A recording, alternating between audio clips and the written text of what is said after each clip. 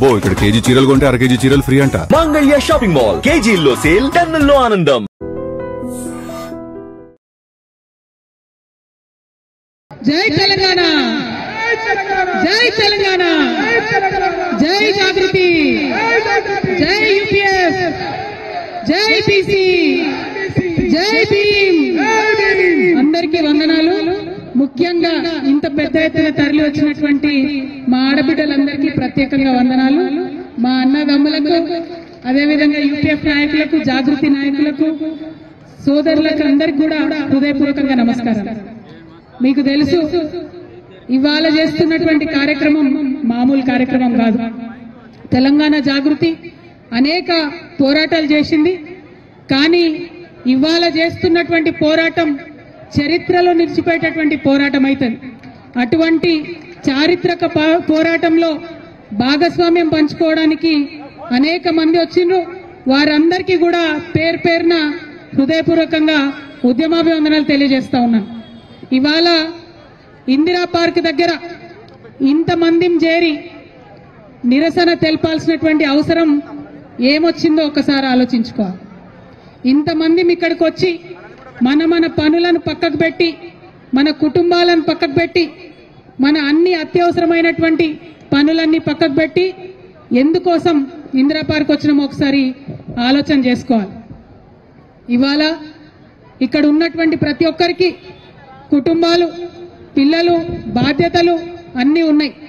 అది జాగృతి కార్యకర్తలు కావచ్చు, యూపీఎఫ్ నాయకులు కావచ్చు, తరలి వచ్చినటువంటి విద్యార్థులు కావచ్చు, అందరికీ కూడా పర్సనల్ బాధ్యతలు ఉన్నాయి. అయినా ఇక్కడికి ఎందుకు వచ్చినాం, ఏం పట్టుదలత కోసం వచ్చినాం, ఏం పంతంతో వచ్చినాం, ఎందుకు పిడికిలు బిగించి ఇంతమంది ముందుకు వచ్చినాం అన్న విషయం చాలా సీరియస్ గా ఆలోచన చేసుకోవాలి. ఇవాళ తెలంగాణ రాష్ట్రం వచ్చిన తర్వాత సబ్బండ వర్ణాలు, సబ్బండ వర్గాలు అందరం కూడా సంతోషంగా బాగుండాలనే తెలంగాణ తెచ్చుకున్నటువంటి తెలంగాణలో అనేక మంచి పనులు చేసుకున్నాం. ఇంకా చేసుకోవాల్సిన పనులు కూడా ఎన్నో ఉన్నాయి. మరి ఆర్థికంగా, సామాజికంగా, రాజకీయంగా అన్ని వర్గాలు బాగున్నప్పుడే తెలంగాణ బాగుంటుందనేటటువంటి బలమైన విశ్వాసాన్ని కూడా మనందరం కలిగి ఉన్నాం. ఇక్కడ ఉన్న వాళ్ళు ఎవరు కూడా మామూలు మనుషులు కాదు. ఒక్కొక్కరు ఒక్కొక్క చిచ్చర పిడుగులు.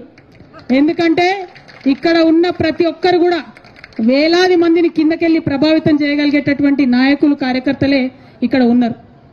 మరి అలా ఏం పంతంతో ఇక్కడికి వచ్చినాం మనం? తెచ్చుకున్న తెలంగాణలో ప్రతి ఒక్కరికి రాజ్యాధికారంలో వాటా రావాలి, ప్రతి ఒక్కరికి ఆర్థిక అవకాశాలు రావాలి, ప్రతి ఒక్కరికి సమాజంలో గౌరవం దక్కాలి. సమాజంలో సగభాగం బీసీలు ఉన్నారు. మరి సగభాగం ఉన్నటువంటి బీసీలకు రాజకీయంగా సమ ప్రాధాన్యత దక్కాలనేటటువంటి ఉక్కు సంకల్పంతోనే ఇవాళ పిడికిలు బిగించి మనందరం ఇక్కడికి రావడం జరిగింది. గత కొన్ని నెలలుగా మనం ప్రభుత్వం వెంట పడుతున్నాం. మీరు కామారెడ్డి డిక్లరేషన్ లో చెప్పింది చెప్పినట్టుగా పాటించాలే, బీసీలకు న్యాయం చేయాలని కోరుతా ఉన్నాం. తెలంగాణ జాగృతి, యునైటెడ్ పూలే ఫ్రంట్ మన యొక్క ఉద్యమాల ఒత్తిడితోని ఇవాళ అసెంబ్లీలో 2 బిల్లులు పాస్ అయినాయి.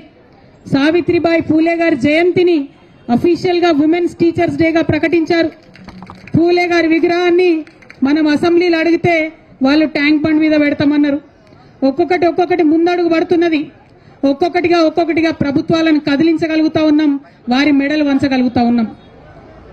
ఇప్పుడు చాలా బలీయమైనటువంటి ఆకాంక్ష మనందరికీ ఏందది? ఇవాళ జరుగుతున్నటువంటి లోకల్ బాడీ ఎన్నికలలో, రేపు తెలంగాణలో జరగబోయేటటువంటి స్థానిక సంస్థల ఎన్నికల్లో డిక్లరేషన్, కామారెడ్డి డిక్లరేషన్ లో చెప్పిన విధంగా 42% రిజర్వేషన్ ఇచ్చి తీరాల్సిందే అని ఇవాళ ఇక్కడ కూర్చున్నాం. 42% రిజర్వేషన్ కోసం 72 గంటల నిరంతర నిరాహార దీక్ష కోసం ఇవాళ ఇక్కడ కూర్చున్నాం. ఇది రాజకీయ పోరాటం కాదు, ఇది ఆత్మగౌరవ పోరాటం. బీసీల ఆత్మగౌరవం కోసం జరుగుతున్నటువంటి పోరాటం, గాంధీ గారు చూపించినటువంటి మార్గంలో మనం చేస్తున్నటువంటి పోరాటం. గాంధీ గారు ఏం చెప్పారు మనకు? మీకేదన్నా అంశం సాధించాలంటే, ఎవరి ఆకాంక్షలన్నా ముందుకు తీసుకొని వెళ్ళాలంటే హింస వైపు వెళ్ళొద్దు, మనల్ని మనమే కష్టపెట్టుకోవాలి. అందుకే ఇవాళ మేము ఉక్కు సంకల్పం తీసుకున్నాం. నాతో పాటు ఇవాళ ఇక్కడ యునైటెడ్ పూలే ఫ్రంట్ కన్వీనర్ బొల్లా శివశంకర్ గారు, యునైటెడ్ పూలే ఫ్రంట్ కో కన్వీనర్ హరి గారు, విజయేంద్ర సాగర్ గారు, కోల శ్రీనివాస్ గారు, కుమారస్వామి రజక గారు, రాచమల్లి బాలకృష్ణ నాయి బ్రాహ్మణ గారు, సురేందర్ ఆరేకటిక గారు, గోపు సదానందం గారు, ప్రవీణ్ వంజర గారు, రామ్ కోటి గారు, వీళ్ళందరూ కూడా 72 గంటల నిరాహార దీక్ష నాతో పాటు చేయడానికి ఇక్కడ సిద్ధపడి ఇక్కడ కూర్చున్నాం. ఇంకా మా ఆడబిడ్డల పేర్లన్నీ కూడా వస్తున్నాయి, వచ్చినాక అవి కూడా అనౌన్స్ చేస్తాం. మరి ఇంతమంది ఇక్కడ కూర్చొని ఎందుకు నిరాహార దీక్ష చేస్తా ఉన్నాం? అనేక రకాల పోరాటం చేసినాం, రాజకీయంగా అడిగినాం, రౌండ్ టేబుల్ సమావేశాలు పెట్టినాం, ప్రెస్ మీట్లు పెట్టినాం, మాకు కావాల్సింది ఏంది, ఆకాంక్ష ఏందని చెప్పడం జరిగింది. కానీ ప్రభుత్వంలో చలనం లేదు. ఇవాళ బిల్లు పాస్ అయి బీజేపీ మీద నూకేసి చేతులు దులుపుకుందామని కాంగ్రెస్ పార్టీ చూస్తుంది. మాకు సంబంధం లేదు, ఇది రాష్ట్రానికి సంబంధించిన బిల్లని చేతులు దులుపుకుందామని బీజేపీ చూస్తుంది. ఈ వేదిక నుండి స్పష్టంగా ఇవాళ నేను ఛాలెంజ్ చేసి రాష్ట్ర ప్రభుత్వాన్ని, గౌరవ ముఖ్యమంత్రి రేవంత్ రెడ్డి గారిని అడుగుతా ఉన్నాను. నిజంగా మీరు బీసీల పక్షపాత అయితే, నిజంగా 42% మీరు పెట్టిన బీసీల బిల్లు చిత్తశుద్ధితో పెట్టిందైతే, ఏదైతే బీజేపీ చెప్తుందో ముస్లింలకు ఉందేమో అనే అనుమానంతో మేము ఆపుతున్నామని చెప్తున్నారు. ఇవాళ కాంగ్రెస్ పార్టీ మీరు స్పష్టత ఇవ్వండి. మీరు ఇవాళ ప్రెస్ మీట్ పెట్టండి. ఇక్కడ పెడతారా, ఢిల్లీలో పెడతారా, రాహుల్ గాంధీ గారిని పెట్టుకొని పెడతారా, సోనియా గాంధీ గారిని పెట్టుకొని పెడతారా, మాకు సంబంధం లేదు. ప్రెస్ మీట్ పెట్టి ఓపెన్ గా డిక్లేర్ చేయండి, ముస్లింలకు 10% రిజర్వేషన్ మేము సపరేట్ బిల్లు పెడతాం అసెంబ్లీలో అని చెప్పి డిక్లరేషన్ చేయండి. ఒక క్లారిటీ ఇవ్వండి. దాంతో ఏమైతుంది, ఇప్పుడున్న 42%లో ముస్లిం మైనారిటీల రిజర్వేషన్ దీంట్లో ఇంక్లూడెడ్ కాదు, ముస్లింస్ కి సపరేట్ గా 10% రిజర్వేషన్ పెట్టాలని చెప్పి మేము డిమాండ్ చేస్తా ఉన్నాం. ఇక అప్పుడు బీజేపీ మీద ఉంటది బాధ్యత. ఈ 42%లా ముస్లింస్ లేరనే విషయాన్ని కాంగ్రెస్ పార్టీ క్లారిటీ ఇవ్వాలి. ఒకవేళ ముస్లిం సోదరులకు ఉంటే ఆ విషయం కూడా క్లారిటీ ఇవ్వాలి. కానీ మీరు ఏ విషయం చెప్పకుండా మేము బిల్లు పాస్ చేసినాం, బీజేపీ వాళ్ళు సంతకాలు పెడతలేరని మోసం చేయొద్దని చెప్పి మాత్రం కాంగ్రెస్ పార్టీని మేము డిమాండ్ చేస్తా ఉన్నాం. మేము ఇక్కడ 72 గంటలు కూర్చుంటాం. ఈ 72 గంటల్లో మీరు ఢిల్లీలో రేపటి నుంచి మీ అగ్రనాయకులు కలుస్తా ఉన్నారు. ముఖ్యమంత్రి గారు నేను డిమాండ్ చేస్తా ఉన్నా, వాళ్ళ పర్మిషన్ తీసుకోండి. ఎందుకంటే ఢిల్లీలో పర్మిషన్ ఇవ్వండి, గల్లీలో వీళ్ళు కుర్చీలో కూడా కూర్చునే పరిస్థితి లేదు. కాబట్టి ఢిల్లీలో మీ అగ్రనాయకుల పర్మిషన్ తీసుకోండి. ఈ 42% బీసీలకు సపరేట్ గా పెట్టండి, 10% ముస్లింల కోసం సపరేట్ గా పెట్టండి. ఆ క్లారిటీ ఇవ్వండి, ఆ స్పష్టత ఇవ్వండి. ఆ తర్వాత బీజేపీ గనక సంతకం పెట్టకపోతే, గవర్నర్ గారు గనక సంతకం పెట్టకపోతే మేము ఈ దీక్ష ఇక్కడ కాదు, ఢిల్లీకి పోయి జంతర్ మంతర్ మీద అక్కడే చేస్తామని కూడా ఈ సందర్భంగా మీకు తెలియజేస్తా ఉన్నా. ఈ స్పష్టత ఇవ్వకుండా, ఈ క్లారిటీ ఇవ్వకుండా నువ్వెంత అంటే నువ్వెంత, తూకిత్తా అంటే తూకిత్తా అని కాంగ్రెస్ బీజేపీ కూడా ఇద్దరు కలిసి మోసం చేసే ప్రయత్నం చేస్తున్నాయి, బీసీ బిడ్డలను మభ్యపెట్టే ప్రయత్నం చేస్తున్నాయి. ఈ ప్రయత్నాన్ని మాత్రం మేము ఎట్టి పరిస్థితుల్లో సఫలం చేయనిచ్చేది లేదు. ఇక రెండో విషయం, మేము 72 గంటలు దీక్ష చేస్తాం, మేమే అన్నం తినం, మేమే నీళ్లు తాగం, 72 గంటలు ఇక్కడ కూర్చుంటాం మా బీసీ బిడ్డల కోసం అంటే ప్రభుత్వం భయపడుతోంది, పర్మిషన్ ఇస్తలేదు. ఇవ్వాలంటే మనం 10 నుంచి 4 వరకే ఉండాలంట. నేను డిమాండ్ చేస్తా ఉన్నా, ఆనాడు ఉమ్మడి ఆంధ్రప్రదేశ్ లోనే 48 గంటలు నిరంతర నిరాహార దీక్ష అంబేద్కర్ విగ్రహాన్ని అసెంబ్లీలో పెట్టడం కోసం చేసినాం. మీరు ఆంధ్రోల కన్నా పాపం అయిపోయినరా, ఆంధ్ర సర్కార్ కన్నా పాపం అయిపోయినరా మీరు?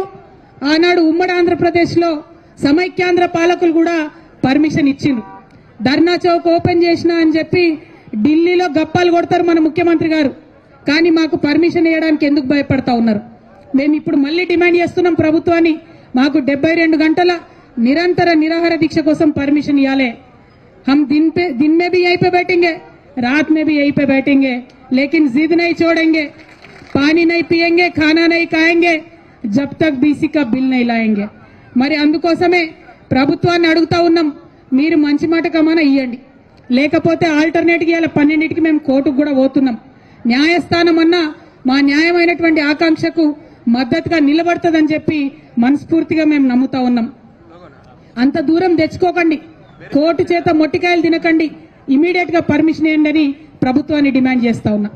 ఇక ఇంకొక విషయం, ఇక్కడ ఉన్నటువంటి మీడియా మిత్రులకు, ప్రధాన పత్రికా మిత్రులకు, శాటిలైట్ ఛానళ్ల వారికి, అట్లానే డిజిటల్ మీడియాకి, అందరికన్నా ఎక్కువ సిటిజన్ మీడియాకి, మీ అందరికీ కూడా నేను చేతులెత్తి నమస్కరించి ఒక మాట చెప్తా ఉన్నా. మన ప్రజాస్వామ్యంలో 4 స్తంభాలు ఉంటే మీడియా అన్నిటికన్నా పవర్ఫుల్ స్తంభం. ఎందుకంటే మిగతా 3 స్తంభాలను కూడా ప్రశ్నించగలిగేటటువంటి అధికారం కేవలం మీడియాకు మాత్రమే ఉంటుంది. మిగతా 3 స్తంభాల యొక్క జవాబుదారీతనాన్ని లెక్కలు తీసి చెప్పేటటువంటి ఆస్కారం, అవకాశం కూడా కేవలం మీడియా మిత్రులకే ఉంటుంది. మీరేదో జాగృతోళ్ళు ధర్నా పెట్టినరు, యూపీఎఫ్ఓలు ధర్నా పెట్టినరు, మేము లైవ్ ఇచ్చినాం, ఒక 2 హెడ్లైన్స్ కొట్టినాం, అయిపోయింది అని అనుకోకండి దయచేసి. మీది చాలా పెద్ద బాధ్యత. మీరు చరిత్రను రికార్డ్ చేస్తున్నారు. చరిత్రను మీరు రికార్డ్ చేస్తున్నారు. ఈ చరిత్రలో తప్పు లేకుండా రికార్డ్ చేయాలి. ఈ చరిత్ర న్యాయం పక్షాన ఉండి మీరు రికార్డ్ చేయాలి. ఈ చరిత్రను ప్రజల పక్షాన ఉండి మీరు రికార్డ్ చేయాలి. నేను డిజిటల్ మీడియా సోదరులను ప్రత్యేకించి కోరుతా ఉన్నాను. మీరు పెట్టేటటువంటిది గ్రామ గ్రామానికి పోతుంది. దయచేసి న్యాయం పక్షాన నిలబడండి. ఏది పడితే అది ప్రసారం చేస్తే చరిత్ర మిమ్మల్ని క్షమిస్తుంది అనుకోవద్దు. నిజాలు ప్రచారం చేయాలి. నిజమైనటువంటి బిడ్డలు చేస్తున్నటువంటి ఈ 72 గంటల నిరాహార దీక్షకు మద్దతుగా మీరు ప్రసారం చేయాలని చెప్పి మీడియా మిత్రులందరినీ కూడా నేను కోరుతా ఉన్నాను. మరి ఎక్కడెక్కడి నుంచో తరలి వచ్చినటువంటి మా నాయకులను, బీసీ నాయకులను అందరినీ కూడా మనస్ఫూర్తిగా నేను ఒకే మాట అడుగుతా ఉన్నాను. ఇది మనందరం కూడా చైతన్యం కావాల్సినటువంటి టైం, మనందరం కూడా జాగృతం కావాల్సినటువంటి టైం.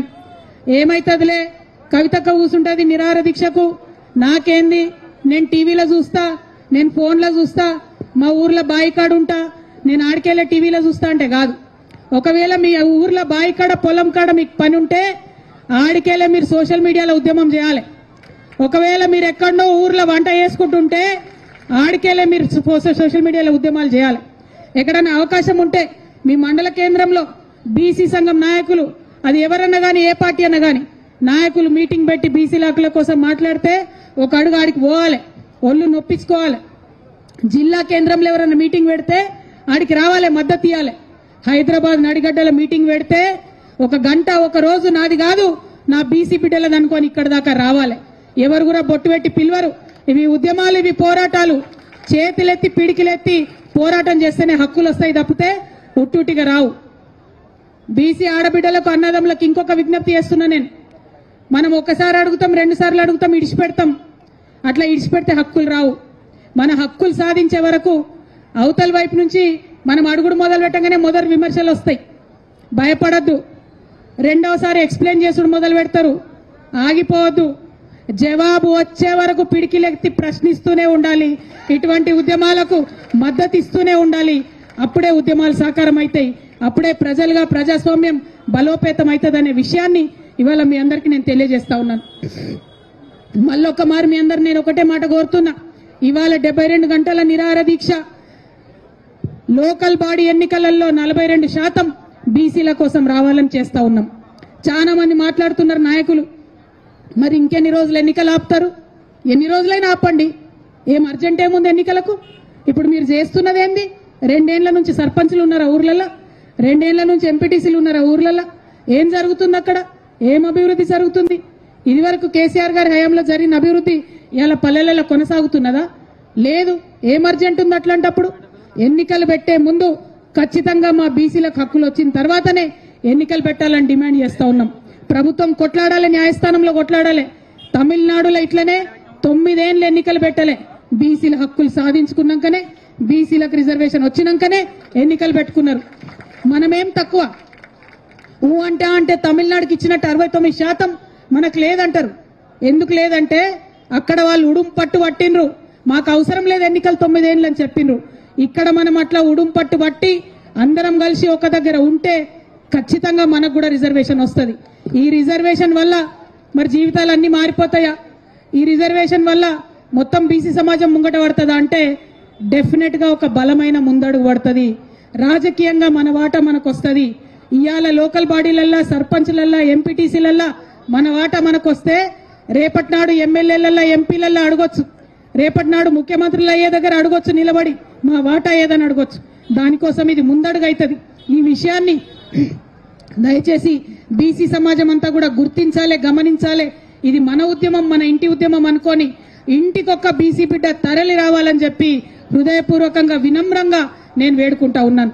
మరి మళ్ళీ ఒకసారి చెప్తున్నాం, 72 గంటలు దీక్ష పట్టినాం. నీళ్లు తాగేది లేదు, అన్నం తినేది లేదు, ఇందిరా పార్క్ వెళ్ళి కదిలేది లేదు. ప్రభుత్వాన్ని రిక్వెస్ట్ చేస్తా ఉన్నాం.